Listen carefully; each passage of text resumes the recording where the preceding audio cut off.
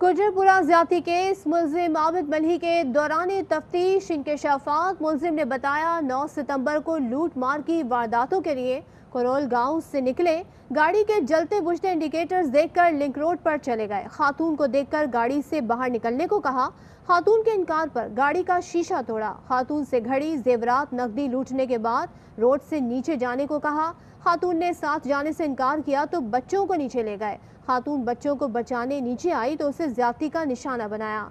Dolphin एहलकारों ने आकर हवाई फायरिंग की तो फरार हो गए।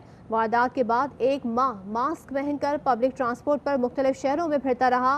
पैसे खत्म होने पर बीवी से राब्ता किया तो पुलिस ने गिरफ्तार कर लिया। आपको आगाह करें कि मरकजी मुलजिम सानहर लिंक रोड का मरकजी मुलजिम पकड़ा गया है और मुलजिम आबिद ने दौरान तफ्तीश इंकशाफात किए हैं। उसने बताया कि उसने लूट मार की वारदातों के लिए किस तरीके से कार्रवाई की।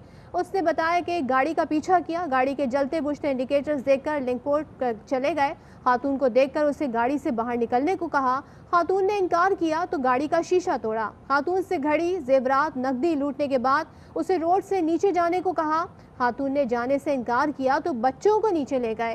खातून बच्चों को बचाने नीचे आई तो उसे ज्यादती का निशाना बनाया। इसी दौरान डॉल्फिन एहलकार ने आकर हवाई फायरिंग की तो फरार हो गए और वारदात के बाद एक माह मास्क पहनकर पब्लिक ट्रांसपोर्ट पर मुख्तलिफ शहरों में फिरता रहा और इस तरह से छुपता रहा।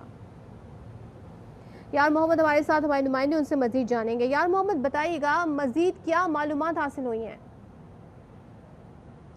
बिल्कुल, मरकज़ी मुलजिम आबिद ने जो अहम इंकशाफात किए हैं उसमें ये बात सामने आई है कि आबिद का कहना है कि करोल गांव में से निकले थे और वारदातों की घर से लिंक रोड पर पहुंचे, जहां पे एक गाड़ी के जलते बुझते जो इंडिकेटर्स देखे। उसके बाद गाड़ी के पास पहुंचे जहां पे एक खातून को गाड़ी के अंदर देखा, जिसको दरवाज़ा खोलने का कहा गया, लेकिन खातून ने इनकार किया, जिसके बाद गाड़ी का शीशा तोड़ दिया और उसके बाद खातून के जो जेवर और नकदी और जो घड़ी है वहां से लूटी, जिसके बाद भी खातून को सड़क से नीचे आने का कहा, लेकिन खातून ने साफ इनकार कर दिया और बच्चे जो गाड़ी के अंदर मौजूद थे उन्हें गाड़ी से लेकर। इंकशाफात में ये भी उसने बताया है कि डॉल्फिन एहलकार आए, हवाई फायरिंग की तो ये लोग फरार हुए।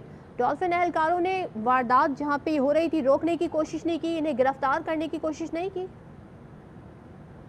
बिल्कुल, डॉल्फिन एहलकार जैसे ही वहाँ पे पहुँचे तो उनको फायरिंग नहीं करनी चाहिए थी, क्योंकि आबिद का कहना है कि जैसे ही फायरिंग की आवाज़ सुनी तो मौके से वहाँ से फ़रार हो गए थे।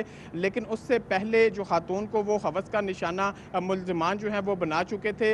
लेकिन ये एक नाअहली देखी जा सकती है और ट्रेनिंग की कमी देखी जा सकती है कि ऐसे बड़े वारदात के दौरान डॉल्फिन ने आते साथ ही जो हवाई फायरिंग की, मुलजिम ने मौका देखते साथ ही अपने साथी हमरे वहाँ से हमरा जो है वहाँ से फ़रार हो गया, जिसके बाद अब तकरीबन एक माह 3 दिन जो पुलिस है वो मुलजिम को गिरफ्तार करने में नाकाम रही थी। मुख्तलिफ जगहों पे छापे भी मारे गए थे और आबिद का एक ये भी अहम इंकशाफ है, जिस तरह कोरोना वायरस की सूरत हाल थी तो मास्क पहन के वो मुख्तलिफ पब्लिक ट्रांसपोर्ट पे मुख्तलिफ ज़िलों में सफ़र करता रहा और शनाख्त के डर से मुस्तस्ना रहा, क्योंकि मास्क पहन के मुलजिम की शनाख्त तो हो नहीं सकती ही।